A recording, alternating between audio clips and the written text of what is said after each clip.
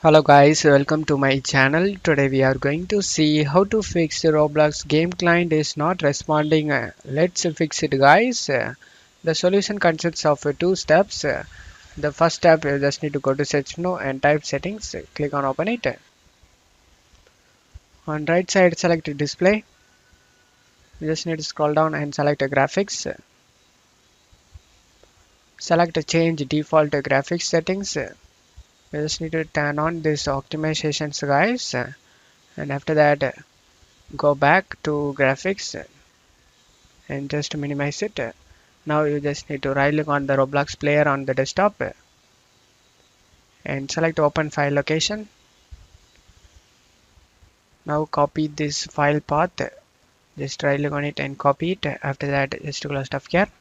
Now go back to settings and select browse. Just need to paste the file path we copied before and press enter. In here select Roblox player beta.exe and select add. Select options and select this to high performance and select save, and after that just close stuff here.